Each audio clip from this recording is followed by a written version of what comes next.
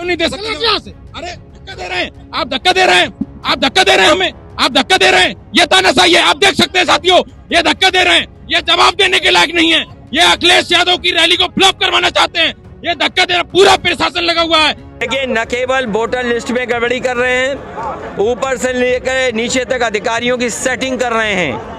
अभी तक तो ये और चीज़ों की सेटिंग करते थे, बीएलओ सेटिंग कर रहे हैं, प्रिसाइडिंग ऑफिसर की सेटिंग कर रहे हैं, एसओ की सेटिंग कर रहे हैं। कोई विधायक का रिश्तेदार है, एसओ उसको ले आए, कोई सीओ किसी का मंत्री जी का परिचित था उसको ले आए हैं। इलेक्शन कमीशन की और प्रशासन की जिम्मेदारी है कि डीएम साहब उपलब्ध कराएं बीएलओ सूची। नहीं तो मैं एक काम करूंगा, अगर हमें बीएलओ पर्ची के लिए खुद भी किसी गांव के 100 व्यक्तियों के साथ डीएम के यहाँ जाना पड़ा तो डीएम साहब तैयार रहें। कल का दिन है, जिन वोटरों को पर्ची नहीं मिली है, जिस गांव के हमें 100 भी कार्यकर्ता मिल गए, उनके साथ हम सीधे डीएम ऑफिस में अगर हमें जाना पड़ा तो हम खुद जाएंगे बीएलओ पर्ची दिलवाने के लिए। जमहूरियत एक तर्ज हुकूमत है कि जिसमें बंदों को गिना करते हैं, तौला नहीं करते। इकबाल का ये शेर लोकतंत्र के लिहाज से बहुत अहमियत रखता है और लोकतंत्र का सबसे बुनियादी हक है वोट का अधिकार, क्योंकि लोकतंत्र में वोट से जनता अपना राजा तय करती है। बाबा साहब डॉक्टर भीमराव अंबेडकर के संविधान के बाद राजा रानी के पेट से पैदा नहीं होता। लेकिन क्या होगा अगर लोकतंत्र में वोट का अधिकार ही सुरक्षित न रह जाए? लोकतंत्र में चुनावी प्रक्रियाएं इतनी मुश्किल में कर दी जाएं कि जिसकी सत्ता हो, सरकार हो, वो एक तरफ से इसका दुरुपयोग करे, शासन का, प्रशासन का। उत्तर प्रदेश में इस वक्त यही देखने को मिल रहा है। चाहे पिछले उपचुनाव रहे हों या इस समय अयोध्या का मिल्कीपुर उपचुनाव है, और अयोध्या के मिल्कीपुर उपचुनाव में जहां बीजेपी को लगता है कि उनकी साख बहुत जल्दी ही दोबारा दांव पर लग गई, क्योंकि 2024 के आम चुनाव में देश में जब संविधान बचाने का चुनाव हो रहा था, देश में जब यह तय होना था कि आगे तानाशाही की तरफ यह देश जाएगा या लोकतंत्र और संविधान बच जाएगा, उत्तर प्रदेश के पीडीए ने, महागठबंधन ने उस संविधान बदलने वाली मानसिकता को रोक दिया और अकेले उस पर झंडे की मुहर बनकर के पीडीए के नायक बने समाजवादी पार्टी के सांसद अवधेश प्रसाद पासी। आपको याद रखना होगा कि सामान्य सीटों पर अमूमन दलित उम्मीदवारों के उतारे जाने का, प्रत्याशी बनाए जाने का अपवाद का ही कोई इतिहास मिलता है। उत्तर प्रदेश की समाजवादी पार्टी ने मेरठ के साथ साथ अयोध्या में एक सामान्य सीट पर दलित उम्मीदवार अवधेश प्रसाद पासी को चुनाव लड़वाया और उन्होंने बीजेपी के बड़ बोले सांसद को ही नहीं हराया, उस मनोबल को हराया जो देश के संविधान पर खतरा बनकर के आया था। और आज भी 240 सांसद भाजपा के एक तरफ और अकेले अवधेश प्रसाद एक तरफ, वो भारी पड़ते हैं। और उन्हीं की विधायकी की सीट मिल्कीपुर, जिस पर चुनाव तो 9 सीटों के साथ हो जाना था, लेकिन वो डर गए इतना, जैसे वो हरियाणा के साथ महाराष्ट्र का चुनाव नहीं कराए, वैसे ही उन्होंने 9 उपचुनावों को करा लिया, लेकिन मिल्कीपुर का उपचुनाव रोक दिया। और मिल्कीपुर पर अब यानी कल वोट डाले जाने हैं, और उसी मिल्कीपुर में जहां पर योगी आदित्यनाथ की साख भी दांव पर लगी है। इसलिए वहां की जो खबरें आ रही हैं कि जितने भी समाजवादी पार्टी के कार्यकर्ता हैं, नेता हैं, पुलिस प्रशासन उन पर दबाव डाल रही है। मुख्यमंत्री योगी आदित्यनाथ अपनी रैली करते हैं तो उसमें भीड़ ही नहीं आती, लेकिन उनकी भाषा वही आती है जिसके लिए न उनका लिबास साथ देता है, न उनकी पदवी। वो लिबास से संत मालूम पड़ते हैं और पदवी से गोरखनाथ मठ के मठाधीश, लेकिन दोनों के साथ उनकी भाषा मेल नहीं खाती। संत आंदोलन में यह कहा गया कि ऐसी वाणी बोलिए मन का आपा खोए, औरन को शीतल करे आपहु शीतल होए। संत न छोड़े संतई, कोटिक मिले संत, मलय भुजंग ही बेधिया शीतल तान तजन। काम क्रोध लोभ मोह अहंकार, इससे ऊपर उठने वाले को योगी ऋषि मुनि माना जाता है। मुख्यमंत्री योगी आदित्यनाथ ने अवधेश प्रसाद के रोने पर उन्हें नौटंकी करने वाला कह दिया, कहा कि नौटंकी कर रहे हैं। असल में वाकया यह हुआ कि उसी अयोध्या फैजाबाद में एक दलित बच्ची के साथ बहुत गलत हुआ और चंद रोज पहले ही उसकी जिस हालत में लाश पाई गई उसने झकझोर कर रख दिया। उस बेटी को न्याय मिले, उसके परिजनों को न्याय मिले, इसके लिए बहुत सारे लोग काम करते रहे, लेकिन कोई सुनवाई नहीं हो रही थी। फिर अवधेश प्रसाद एक प्रेस कॉन्फ्रेंस में फूट फूट कर रोने लगे। उस रोने पर मुख्यमंत्री योगी आदित्यनाथ की भाषा है कि वो नौटंकी कर रहे हैं, और उसमें भी कोई सपा का व्यक्ति होगा, कुत्ते की दुम सीधी नहीं होती। ये भाषा किसकी है? मुख्यमंत्री योगी आदित्यनाथ की। उसके बाद मिल्कीपुर में प्रचार के आखिरी दिन रैली हुई अखिलेश यादव की, और उनकी रैली पर उन्हीं के मंच पर एक बार फिर से दर्द फूट पड़ा अवधेश प्रसाद का। उन्होंने एक सवाल पूछा कि जिस दिन से अयोध्या की सीट पर अयोध्या की जनता ने लोकतांत्रिक तरीके से भारतीय जनता पार्टी को हरा दिया और एक दलित प्रत्याशी जो 40 साल से श्रद्धेय नेताजी के साथ काम किया हो, वहां का लोकप्रिय नेता रहा हो, उसे चुनाव जितवा दिया, तो बीजेपी को आज तक वो पच नहीं रहा, और इसलिए वो उनकी जाति को, उनको अपमानित करने का काम कर रही है, और फूट फूट कर वो रोई।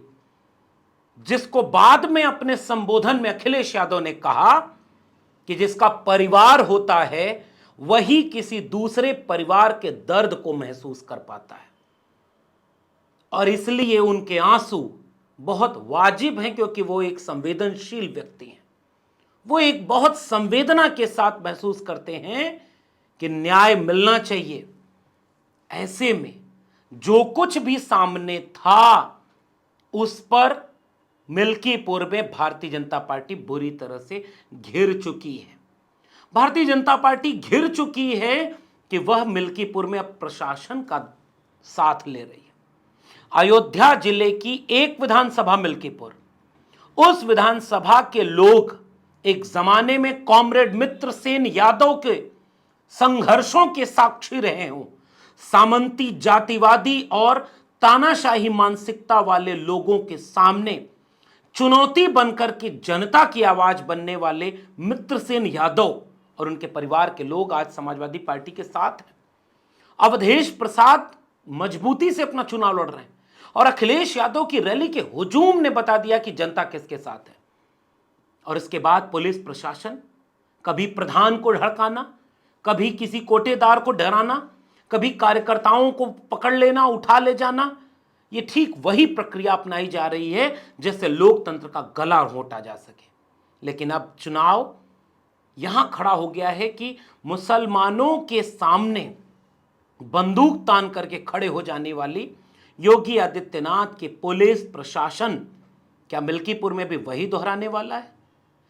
इसका एक संदेह जाहिर किया जा रहा है, क्योंकि पीडीए के लोग कितने हैं मिल्कीपुर में। अखिलेश यादव ने कहा कि पहले हमने एक ट्वीट किया तो प्रशासन ने कहा कि काबिलियत के आधार पर पोस्टिंग होती है। कल्पना करिए कि एक ही पोस्ट पर एसएचओ बनने के लिए दलित, पिछड़े, अल्पसंख्यक और सवर्ण चारों एलिजिबल हैं। फिर कौन सी काबिलियत है जिससे एक व्यक्ति को एसएचओ की पोस्टिंग मिल रही है और दूसरा डंप कर दिया जा रहा है किसी सामान्य सी क्लर्क वाली पोस्ट पर? काबिलियत से नहीं होता, जानबूझकर देखा जाता है कि महत्वपूर्ण पदों पर हमारे लोग, हमारे विचार के लोग, हमारी जाति के लोग रहें, ताकि जरूरत पड़ने पर वो हमारा काम करें, कानून का काम न करें। उत्तर प्रदेश में खुलेआम ये हो रहा है, और चुनावों में अब अगर यही प्रक्रिया होगी तो इसलिए अखिलेश यादव ने पूरे तेवर के साथ कहा कि अगर पर्ची तक नहीं पहुंचने दी जा रही, किसी गांव में 100 लोग हैं, 10 पर्ची पहुंचने दी जा रही, वहां कुछ यूट्यूब चैनल वाले लोग गए तो उन पर भी दबाव डाला जा रहा है, और पर्ची नहीं पहुंची तो वोट नहीं डालने दिया जाएगा, मारा जाएगा, पकड़ा जाएगा, ऐसी अफवाहें गांव गांव फैलाई जा रही हैं। ऐसे में अखिलेश यादव ने प्रेस को यह संबोधित करते हुए कहा कि अगर 100 लोग भी पर्ची के बिना वोट डालने से मरहूम रह गए तो सीधे डीएम के ऑफिस पहुंचे और डीएम के ऑफिस जरूरत पड़ी तो मैं भी आऊंगा। इलेक्शन कमीशन की और प्रशासन की जिम्मेदारी है कि डीएम साहब उपलब्ध कराएं बीएलओ सूची, नहीं तो मैं एक काम करूंगा, अगर हमें बीएलओ पर्ची के लिए खुद भी किसी गांव के 100 व्यक्तियों के साथ डीएम के यहाँ जाना पड़ा तो डीएम साहब तैयार रहें। कल का दिन है, जिन वोटरों को पर्ची नहीं मिली है, जिस गांव के हमें 100 भी कार्यकर्ता मिल गए, उनके साथ हम सीधे डीएम ऑफिस में अगर हमें जाना पड़ा तो हम खुद जाएंगे बीएलओ पर्ची दिलवाने के लिए। किस तरह से चुनाव की लोकतंत्र की बुनियादी प्रक्रिया को प्रभावित करने का काम भारतीय जनता पार्टी की सरकार कर रही है। भारतीय जनता पार्टी के लोगों को क्या अब लोकतंत्र पर, जनता पर यकीन नहीं रहा? क्या वो अब इस बात से मुतमईन नहीं है कि जनता उनके साथ है? क्योंकि दिख जो रहा है वो जनता उनके साथ नहीं है। 1 साल के भीतर दूसरी बार अयोध्या में बीजेपी अगर हार गई तो लखनऊ से लेकर दिल्ली तक हड़कंप मच जाएगा और जनता हराने के मूड में बैठी हुई है। इसलिए भारतीय जनता पार्टी अब किसी और रास्ते जीतना चाहती है। इसीलिए मुख्यमंत्री की भाषा बिगड़ रही है, मुख्यमंत्री का लहजा बिगड़ रहा है और इसका जवाब देते हुए अखिलेश यादव ने बहुत तेवर के साथ कहा कि जो लोग कह रहे हैं कि घड़ियाली आंसू बहाए जा रहे हैं, नौटंकी कर रहे हैं, मुख्यमंत्री की वीडियो जो महाकुंभ में लोग मारे गए उसके बाद जो आई उस पर अखिलेश यादव ने तंज करते हुए कहा कि क्या वो वीडियो एक बार में बन गई थी? क्या वो वीडियो बार बार रिकॉर्ड नहीं हुई? क्या वो लोग रोने की नौटंकी अगर कर रहे हो ये कह दिया जाए तो क्या होगा? लेकिन जो लोग कल तक कुंभ में मारे गए लोगों को अफवाह बता रहे थे वही बाद में रोने की नौटंकी कर रहे हैं। यह वाक्य बोलना भारतीय राजनीति में मुश्किल पैदा कर देगा। लेकिन मिल्कीपुर का चुनाव इतना महत्वपूर्ण हो गया जिस पर पूरे देश की नजर है, इसलिए वह चुनाव केवल अवधेश प्रसाद बनाम भारतीय जनता पार्टी नहीं रहा, वह चुनाव प्रत्याशी अजीत प्रसाद बनाम भारतीय जनता पार्टी नहीं रहा, वह चुनाव जनता बनाम अहंकार मोदी और योगी का वो हो चुका है।